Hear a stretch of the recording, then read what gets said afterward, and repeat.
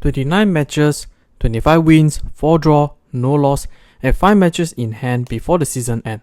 This amazing result that only exists in FIFA amateur difficulty was the result that Bayer 04 Leverkusen had achieved, and they achieved with style.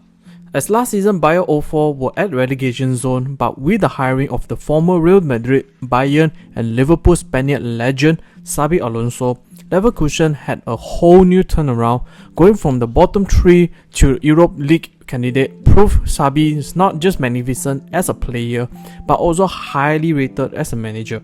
Coming to this season, undergo smart and calculated transfer market and a whole new preseason under the belt, Leverkusen had made their status clear by surprisingly dominate the Bundesliga that normally had been monopolized by Bayern Munich. At the same time, Leverkusen also has some of the most enjoyable playstyle in the league or the whole Europe. While Xabi Alonso had obtained major success and had an impressive improvement on the squad, on the other hand, Erik ten Hag at Man United, even with the positive progress in his first season, his following season had been more than desired and was on the brink of losing his managerial post in Man United. This brought a question that Alonso had much lesser in financial support and had no Champions League participants, yet able to turn his team into a world-class level team, while Man United had been better in financial and platform but unable to capitalize on those advantages. So in this video, we'll have a look in a comparison of both on-pitch performance plus what Erik ten Hag could learn from Leverkusen. In case you didn't know, what is up ladies and gentlemen, I'm Marvin, codename CM. Welcome to the Code United channel once again. If you in any shape or form stumble into this channel and somehow someway like this kind of content, do please like, share and subscribe to this channel, as each of your precious subscription will be a massive motivation for me to upload new content. And don't forget to ring the notification bell for every new upload. With that said, let's get straight into the video. October 5th, 2022 is the date where Xabi Alonso, appointed by the recent German champion Bayer 04 Leverkusen, replacing Gerardo Sirone after the team placed second from the bottom under 8 Bundesliga games, being their worst start since 1979. Alonso made his Leverkusen managerial debut against Schalke 04 and had a convincing 4-0 win, and the rest is history. Going into the turnaround season, his predecessor Gerardo Sirone usually used a traditional 4-4-2 formation with variations to at the times include a 4-2-3-1 or a 4-4-1-1. In the several matches, they also sometimes used the 3-5-2 shape that had become the foundation for Alonso Leverkusen. Alonso took over a managerial role where he uses a back 3 formation as his primary system, sometimes adapting it to a more balanced 3-4-3, and his sides dropping back into the 5-4-1 or 5-2-3 out of possession.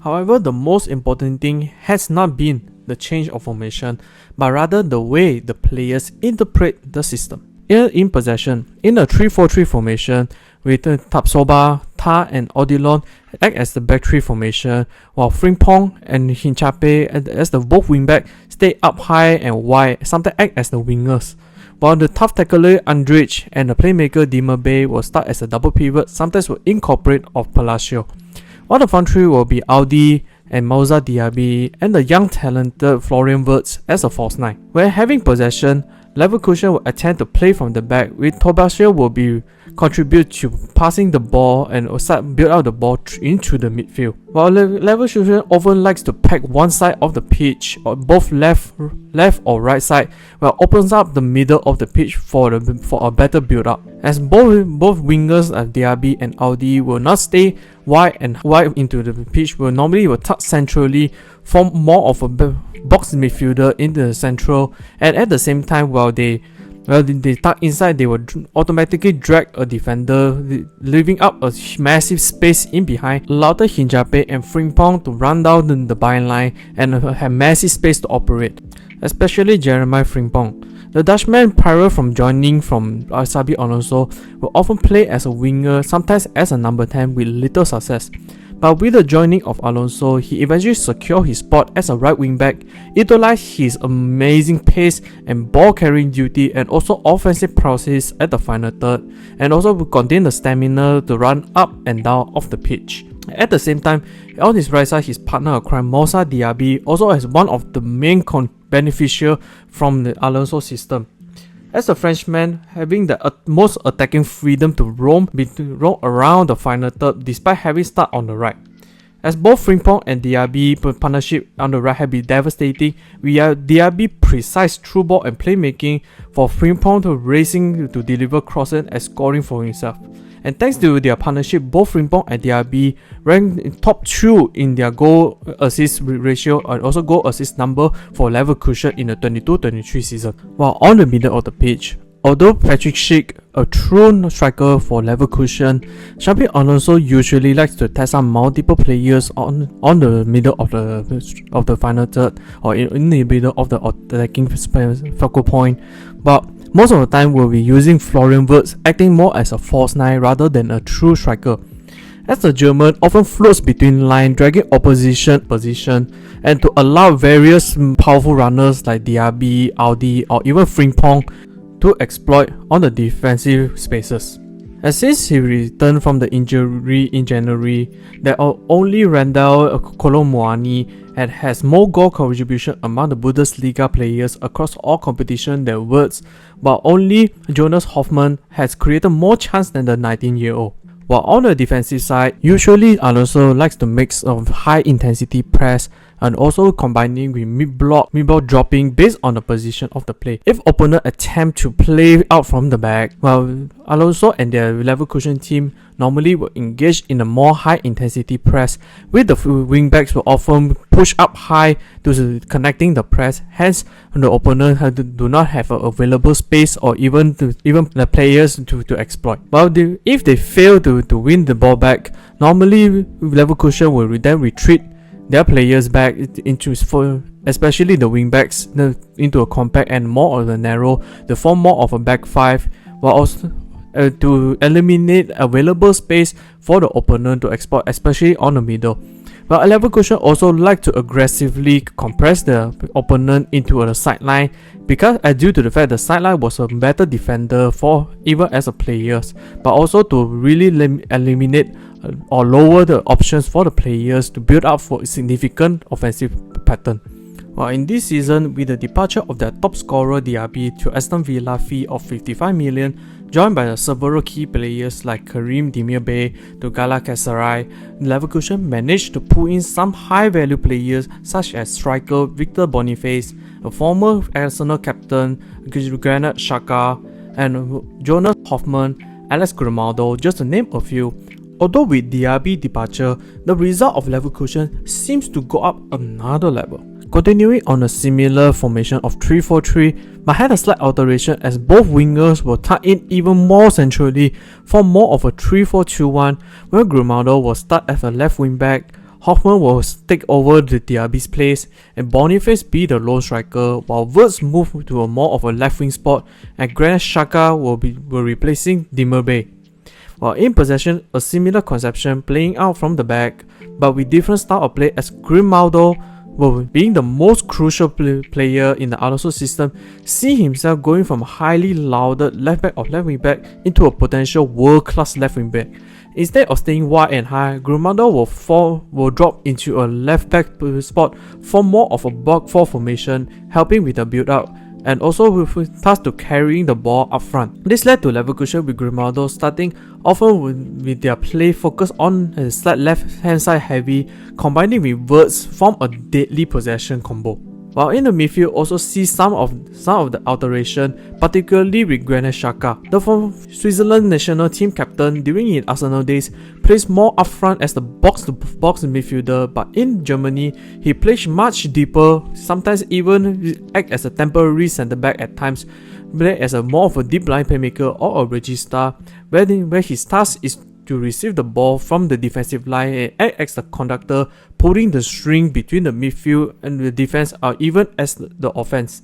This led to Xhaka had to hold the most touches and passes for the team by a mile. while all the attacking side of the things, as both Hoffman and Wirtz were an attacking midfielder or number 10, but also capable to drop into a deeper phase. Sometimes both of them will drop a form as the midfield box that overcrowd and also outnumber the opposition midfield space. But this mostly Hoffman was tasked to drop a deeper to receiving the ball, helping out the play with Shaka, Frimpong and also Odilon. But Wirtz have the more free role, exploiting from the left, or also can task to go out wide, receiving the switch from Granit Xhaka and attacking straight on the fullbacks 1v1. But also Wirtz uses his wide ground coverage and the vision to create chance, even scoring goals himself. As this season he has the best statistical season with 17 goals and 13 assists,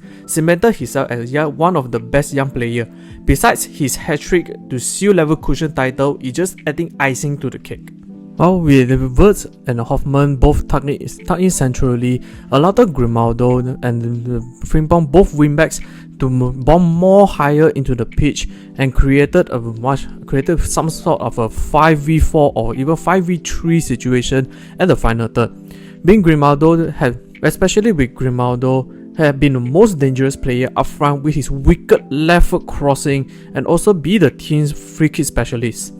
While on the left hand side, Wirtz, Grimaldo can be dangerous, Leverkusen most use tactics where they crowded the left hand side and pull the attention of the opponent into the one side, allow the massive space on the opposite side of things. When Granit Xhaka received the ball, he has a capable to switch the play into the right hand side. A lot of Frimpong has the space in the world to attack the fullbacks and also to uses his amazing pace and carries, and even also goal scoring prowess from him. As we can see that in Leverkusen system had high demand for wingbacks play, as both Grimaldo and Frimpong had accumulated double digits in both goal and assists this season. While lastly, the Boniface can be said as an underrated piece for Leverkusen. The Nigerian, although do not contain the flair, eye-catching playstyle, his number has been on par with other players with 18 goals and 10 assists under just 27 games played. And Boniface in this system was a unique presence where although his best asset has been as a target goal scoring poacher, but his is as equal effective being the link-up play, drop to zone 14, uses his amazing strength to hold out the players and lay off to other players running. Speaking so much on Leverkusen, from the Man United perspective, what Erik ten Hag can learn from Leverkusen. First up was that Man United on the offensive side could use a similar role on both wingbacks and fullbacks, as Shaw and Dalot both were quite good going forward with decent crossing ability. Besides, Man United could use the tactics but crowded the left hand side, as many Man United players function best on the left, then switch to the right hand for Dalot to go forward. Second was uses the winger in the more central and deeper position, allowed it to overload the midfield areas. Also, this allowed the fullbacks or wingbacks to stay wide, have the opponent fullbacks to make decision whether to check either the wingers or the wingbacks. However, this has major obstacles to achieve such success. To achieve even a similar playstyle meant that Man United have to abandon their bread and butter long ball counter-attacking, as the overload switching possession style takes more calculating method, especially in the midfielders. Furthermore, ball retention and the reading of the game have been the Achilles heel for Man United midfield due to the fact they lack of the midfielder that could playmake from deeper position, plus their press resistance have been relatively poor. Lastly, Man United wingers in spite could drop or tuck centrally, but their profile must switch to be direct while not creative with their approach. In short, Leverkusen playstyle can be utilized in a certain way by Man United. However, their profiles and current tactics disable them to use to a fullness, even worse, become a weird mix of identity. So if Erik ten Hag to stay and will want to take a page from Leverkusen, he may need a full revamp on the squad and players to fit his playstyle. That's the end of the video. What do you guys think? Do you see Man United could use some of the Bayern 04 Leverkusen Alonso system or tactics, or would never achieve that kind of playstyle? Comment down below so that we can have a discussion. Hope you enjoyed this video. I will see you all in the next one.